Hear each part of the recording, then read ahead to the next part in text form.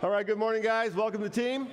If you're out in the lobby still, grab your donut, your fruit, coffee. Come on in, grab your seat here.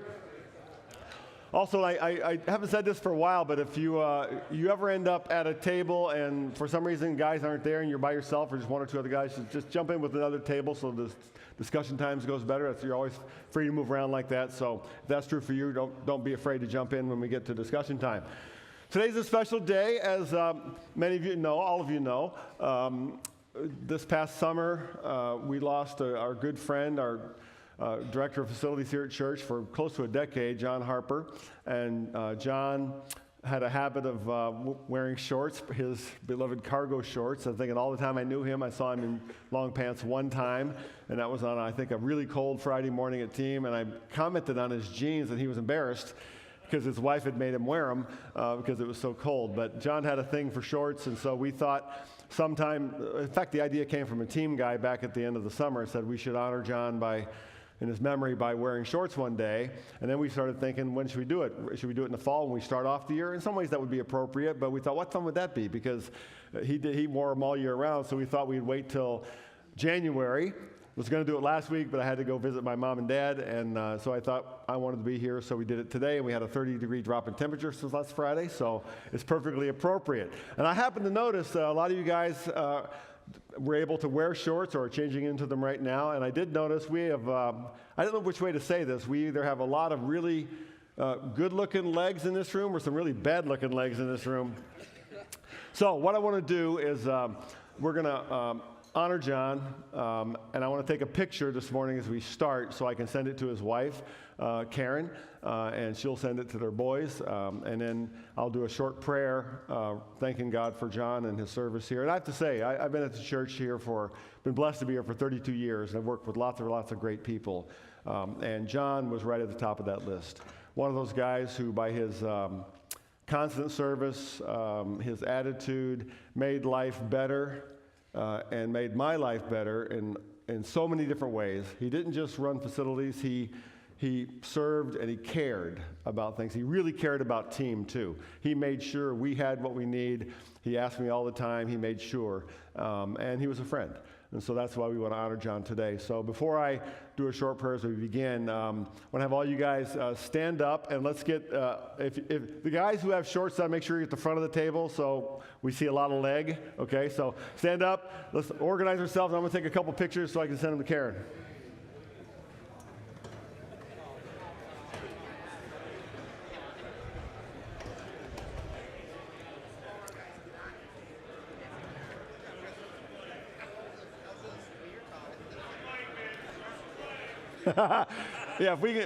Yeah, let's see some good leg. That's good. So I'm going to take several pictures, just looking. Awesome. Okay, now just will you bow with me, and I want to thank God for John's memory and pray for his family. Lord God, thank you so much for this morning, for these guys who come out every week. I know we usually pray at the end of our time together, and we will again today, but it's a special day. We remember our friend, John, and his service to not just our church, but each one of us, how he cared about what he did, how he served with such relentlessness and joy in what he did. We thank you for the contributions he made to all of our lives quietly over those years. And we thank you for him and his example, and that may we lift up that high standard of serving one another well. We do pray for Karen and the boys, Marcus and Andrew, during these days when they still miss him, and that you will comfort their hearts and create in them a longing for the time when we will be joined again together in your heaven. And we pray these things in your name. Amen. Thanks, guys. Okay, you can sit down. One other small announcement as we get started today for you guys who attend Chapel Street, or maybe want to attend Chapel Street. We have a group that meets here on this campus at 8 a.m. Sunday mornings. It's called the Early Risers class. They're having a special guest come in and teach for the next couple of weeks, Professor Paul Lee from Wheaton's College of Business, and he's talking about living out our Christian worldview in the workplace. So if you're looking for something to do on Sunday mornings before worship, 8 a.m. here at this campus, which room is it in? Where's Dave? 103 back that way. A great topic for us as a church, and for kind of applies to what we're going to be talking about today in today's session. All right, here's our story for the day. Team classic. A guy's riding his Harley along the California coast when suddenly the clouds part and a booming voice from heaven says, "My son, because you've been faithful to me, faithful to your wife, you love your kids and gone to team every Friday morning, I've decided to grant you one personal request. Just ask and you shall receive." The guy's amazed, so he pulls his Harley to the side of the road and looks out at the ocean and says, "Well, Lord, I'd really like you to build a bridge to Hawaii so I could ride over there anytime I want." The Lord hesitates. And then he says, "I have to admit I'm a bit disappointed in the selfish and materialistic nature of your request. Think of the resources required to build such a bridge. The concrete and steel alone would nearly exhaust the world's natural resources. I can do it, of course, but it's hard for me to justify your desire for worldly things. Take a little more time and think of something that might be a greater benefit to mankind." So the guy thinks for a while and says, "Okay, Lord, how about this? I'd like to understand my wife. I'd like all men everywhere to be able to understand their wives, what they want, why they cry, what they mean when they say nothing's wrong. I'd like all men everywhere to be able to make their wives happy." The Lord is quiet for some time. Then he says, "You want 2 lanes or 4 lanes on that bridge?" It's a team classic. Several of you have sent me that over the years, so it's time to get it out again. We're in session 13 this week. We last week caught up with one we had skipped back when we had the day off, and we're on session 13 this week, so you can find it in your books. We will skip 1 or 2 later on to just catch up on the whole team season. But session 13 is called Undefiled, talking about Daniel, the Old Testament character, and his friends. I want to show you a movie clip today from Chariots of Fire. It's the story, as most of you will remember, of a Scottish athlete named Eric Liddell, who competed in the 1924 Olympic Games as a sprinter. And this particular scene is actual a historical part of his story, true life story, where he was already on his way to the Olympics. He was a committed Christian guy, eventually became a missionary in China, but he found out the heat for his race, the 100 meters, in which he was the favorite in the world, fastest man in the world, the heat was being held on a Sunday. And he felt convicted that not to run on a Sunday. That was the Sabbath for him. And he had a strong personal and family conviction not to participate in sports on Sunday.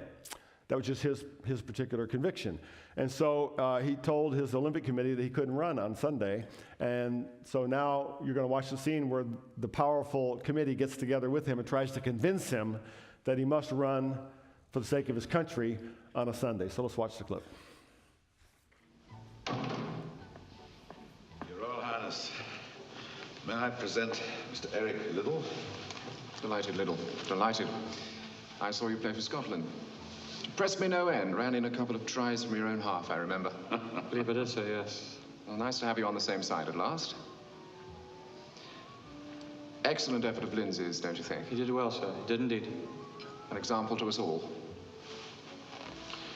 Eric, may I introduce His Grace, the Duke of Sutherland, President of our Olympic Association. How do you do? And our Chairman, Lord Cadogan. Have a seat. Make yourself comfortable. Cigar? Oh, no, of course you don't. Nor drink. Such is the resolution of the young man you have before you, gentlemen.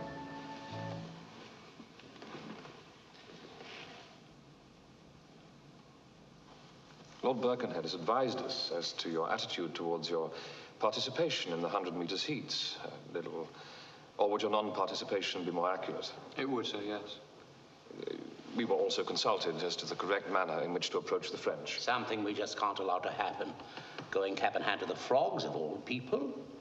Simply out of the question. Simple matter of national dignity, Liddell. Being a patriot, I'm sure you understand.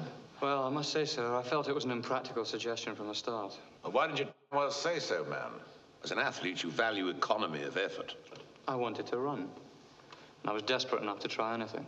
Well, all that being understood, we decided to invite you in for a little chat to see if there's any way that we can help resolve the situation. There's only one way to resolve the situation.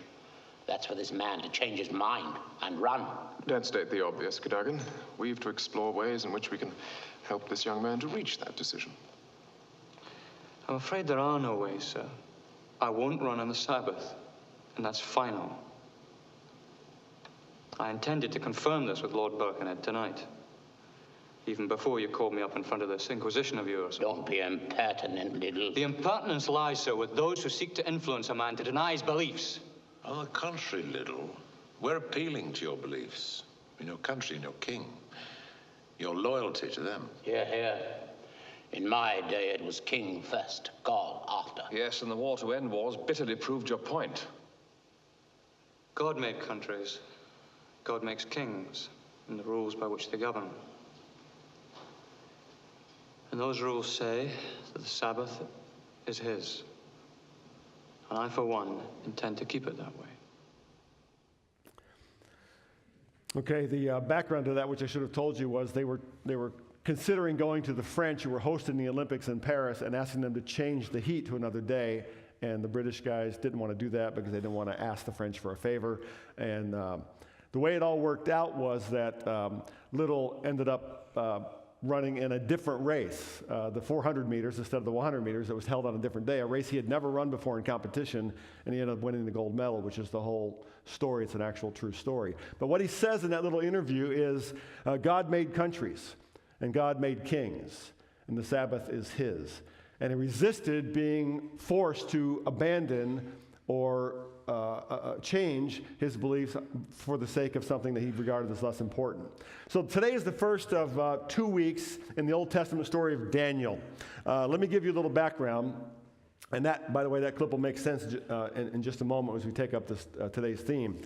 But this story takes place roughly in the 6th century BC, so a long time ago, during the time of Nebuchadnezzar of Babylon. And this is, he was a real guy. In fact, this is one of the places where the biblical story and narrative meshes perfectly with secular history and archaeology and so forth. You can read about King Nebuchadnezzar II of Babylon in all the history books. You can look him up. Real guy. That kingdom really existed. And if you're a little murky on ancient history, where was Babylon? I have a map here to show you, just to orient yourself. So you see there the Mediterranean Sea to the left, the Caspian Sea up to the right. That's Turkey above there. So the city of Babylon was located in modern-day Iraq, about 60 miles south of Baghdad on the Euphrates River. The kingdom stretched in this whole area, what's called the Fertile Crescent, from the Persian Gulf to the east, all the way to the Mediterranean to the west, and the Caspian Sea in the north. So a big, large area. And Nebuchadnezzar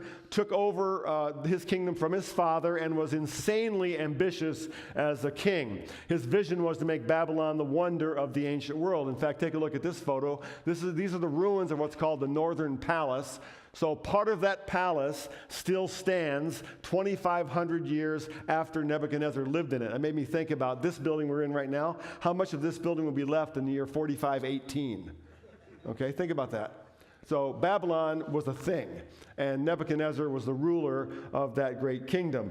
In about 586 BC, the king of Judah, which was the southern kingdom of Israel, tried to organize resistance against Babylon, who was governing that area, who controlled their territory. Didn't want to pay tribute to Nebuchadnezzar, a pagan king, and resisted. And Nebuchadnezzar got ticked off. So he sent his army to sack Jerusalem and carted off a whole significant part of the population as slaves, which is called the Babylonian captivity of Israel, which you read about in the Old Testament. So that's where we pick it up. Daniel chapter 1. I'm going to read this narrative story, break it into part, and we're going to learn what we learned today. So Daniel chapter 1. Follow along as I read.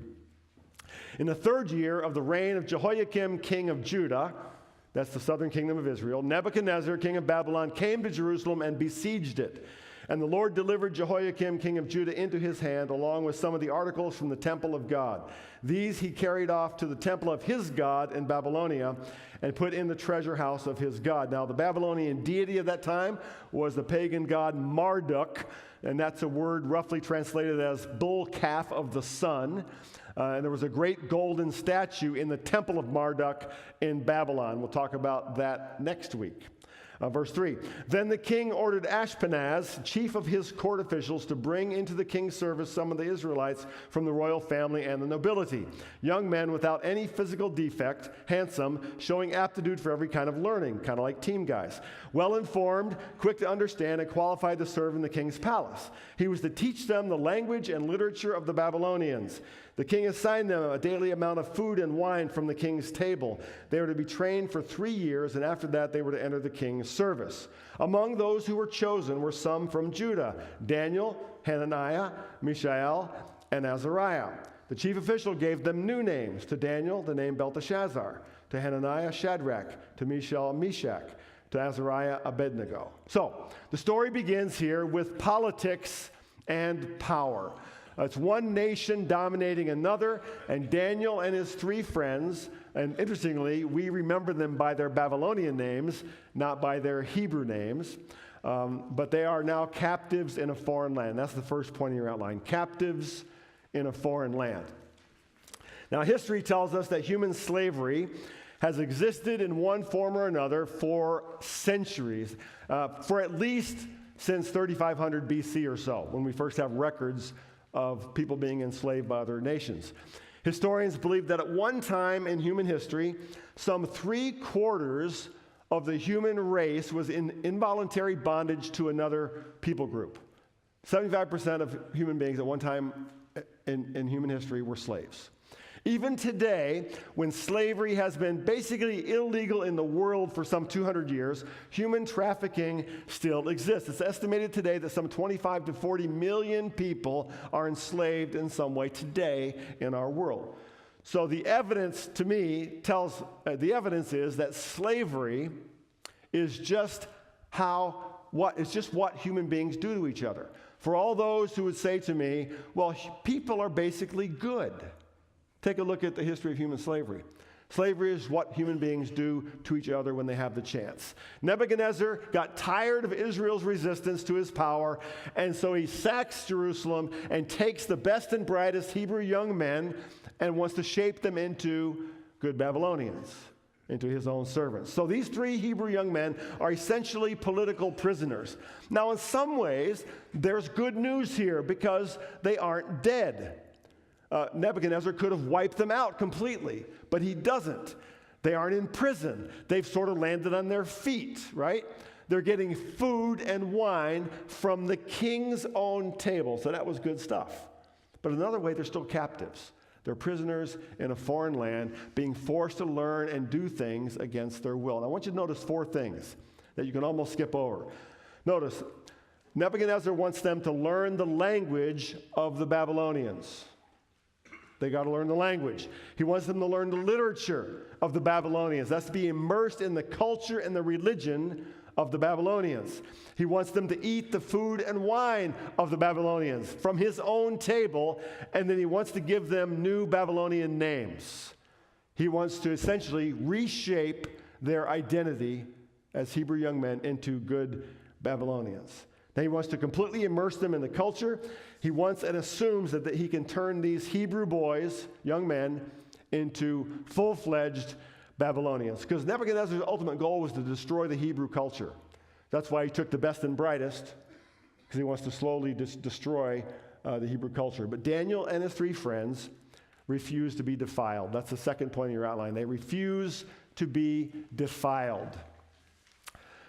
Now, like most parents, my wife who watched their kids go off to college, my wife and I worried about and prayed for our 4 boys as they went off to school. How would they navigate the whole college experience? And our 2 older sons, and some of you know this, but chose to go to a small private Christian liberal arts college in Indiana, Taylor University, and where they had strong spiritual support.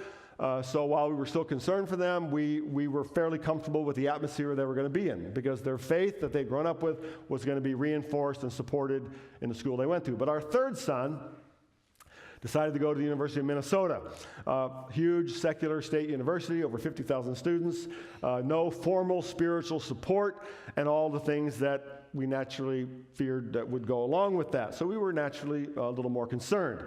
In fact, the first visit I made to see him after he'd been in school for a month or so, I asked him, how's dorm life? How's social life? Just, how are things going?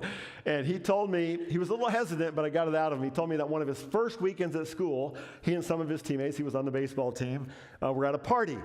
And one of the guys on the team got so drunk that my son was fearful that he was going to do something really foolish or really dangerous. So he took it on himself to drag this guy back to the dorm, took him back to the dorm and took him to his own room and put him to bed because he was passed out drunk. That guy proceeded to puke all over my son's room, all over his bed, all over his couch, all over his floor.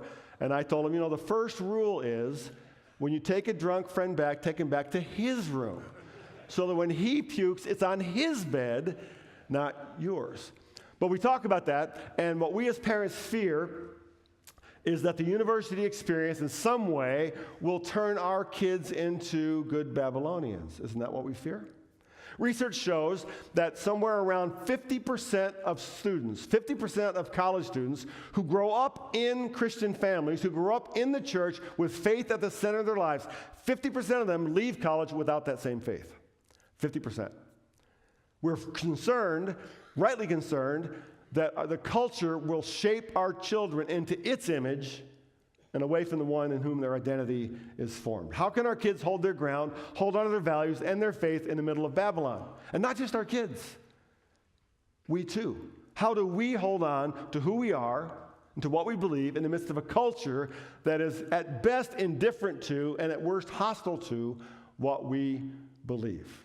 Verse 8, but Daniel resolved not to defile himself with the royal food and wine. And he asked the chief official for permission not to defile himself this way. Now God had caused the official to show favor and compassion to Daniel, but the official told Daniel, I am afraid of the Lord my king, who has assigned your food and drink. Why should he see you looking worse than the other young men your age? The king would have my head because of you. And that wasn't just an expression. He was saying that very literally. Nebuchadnezzar would have his head, okay? So why did Daniel refuse? What about the king's food and wine would defile Daniel? Now, many of you know this, but the ancient Hebrew people, the ancient Jews, had unique food laws that were connected to their religious practices. We can still see those food laws in parts of the Old Testament. For example, they didn't eat pork because that was regarded as unclean for them to eat. They were to prepare their meat a certain way. The blood had to be all drained out of it. And sometimes if the meat wasn't prepared correctly, they were to make their wine a certain way. Today we call those rules kosher rules in the Jewish traditions. They weren't permitted to eat meat or to drink wine that had been offered to pagan idols. And almost certainly all this food that the king had on his table had been offered to Marduk, the pagan god of Babylon. So Daniel resisted. He refused to defile himself. So he asked for vegetables and water, which were regarded by the Jews as clean. But this request was very, very risky. Verse 11, Daniel then said to the guard whom the chief official had appointed over Daniel, Hananiah, Mishael, and Azariah, please test your servants for 10 days. So just give me 10 days in this experiment. Give us nothing but vegetables to eat and water to drink. Then compare our appearance with that of the young men who eat the royal food, and treat your servants in accordance with what you see. So he agreed to this and tested them for 10 days. At the end of the 10 days, they looked healthier and better nourished than any of the young men who ate the royal food. So the guard took away their choice food and the wine they were to drink and gave them vegetables instead. So Daniel refuses to be defiled. He resists the pressure to become a Babylonian. He resists the pressure to sacrifice his faith, to sacrifice his God, to sacrifice his identity, even though that's the pressure that the king of Babylon is putting on him. He chooses to honor God, his God, no matter what the circumstances, because he believes that God is involved in his story and trusts God. Now notice, Daniel is not alone here. Daniel and his three friends who continue to be mentioned in the story, they trust God together. And that's the third point today. They trusted God together. Every year we remind ourselves of one of our core commitments here at Team is that every man needs a team to reach his full spiritual potential. And what we mean by that is it's perfectly possible for us to grow spiritually on our own. And you should be pursuing spiritual growth on your own, just as I should. However, we grow best and strongest in community, as a team. I wonder how many times during those 10 days and thereafter, over the 3 years, how often Daniel or one of his friends said, I can't take one more day of vegetables and water. Just give me a little of that meat. So they had to encourage each other to stay strong, to stay steadfast, to refuse to defile themselves. The theme of this season of team is as iron sharpens iron, the power of spiritual friendship. And actually, in the aftermath of the Bears' loss last Sunday, moment of silence, I heard Matt Nagy's part of his press conference. I don't know if it was that night or the next day. And he actually quoted part of the verse that's our theme for this year. Did you hear that? Here's what he said. He said, I plan to sit down to see. So he was talking about this was probably late Sunday night after the game. He said, I plan to sit down tomorrow, which was the day after, with every player and every coach for an exit interview. We're going to talk about what they did well and how they can get better. And then he said, and I'll ask them how I can get better as their coach. And in this way, he said, we'll sharpen each other. As iron sharpens iron, so one man sharpens another. We need a team. Verse 17, to these 4 young men, God gave knowledge and understanding of all kinds of literature and learning. And Daniel could understand visions and dreams of all kinds. At the end of the time set by the king to bring them into his service, that's 3 years, the chief official presented them to Nebuchadnezzar. The king talked with them, and he found none equal to Daniel, Hananiah, Mishael, and Azariah. So they entered the king's service. In every matter of wisdom and understanding about which the king questioned them, he found them 10 times better than all the magicians and enchanters of his whole kingdom. And Daniel remained there until the first year of King Cyrus. Another core belief here at Team is that every man's life has an impact, one way or another. Every man's life has an impact one way or another. Daniel and his friends were political prisoners. They were captives in a hostile and foreign culture, but they had great impact. They had great impact, probably on their fellow Israelites who were also in captivity in Babylon. They were just the best and the brightest. There were lots of other captives who were serving as slaves in Babylon. They even had an influence on the king himself. He found them 10 times better than all the other Babylonian enchanters. We're going to see more about that part of the story when we talk next week about next week's story. They lived in Babylon, but they did not become Babylonians. Let me say that again. They lived in Babylon, but they did not allow themselves to become Babylonians, and that's why they had an impact. In many ways, we are like Daniel and his friends. That's 2,500 years ago, maybe 3,000 years ago, but we are today captives living in a foreign land. Pastor Jeff Frazier preached on this past Sunday. The New Testament talks about followers of Christ as if we're aliens in the world. That is, we live in this world, but we're rooted and anchored in another world. Our home is in heaven. Our home is with God. Our identity comes from God, but we live here, right here in this world. We are aliens living in the world. We are captives living in a foreign land and a culture that is at best indifferent and at worst hostile toward our faith. And like Daniel, we must refuse to be defiled. Like Daniel, we need each other to not only survive, but to thrive and to make an impact in this world. We need each other to remind ourselves of who we serve. We don't serve the king, not the earthly king anyway, not the powers of government. We don't serve the economy. We don't serve the king. We serve the God who makes kings, like Eric Little said. The God who makes countries, the God who makes kings. We need each other to remind ourselves of what we believe, that truth is not established by the prevailing winds of culture. Truth is established by the God who created all things and gives us his word. And finally, we need each other to remind us of who we are and where our identity is. We are in Babylon, but we are not Babylonians. I only have 2 questions for you today around the tables. Going to make you think a little bit. First one is, how are we as Christian men captives in a foreign land today? I've talked about it, said about it, but I want you to think about what are the ways in which we are like Daniel in that we are captives in a foreign land. We're aliens living in the world. How is that true for us?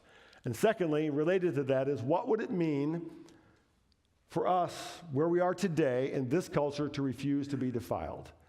What does that mean? To refuse to be defiled today.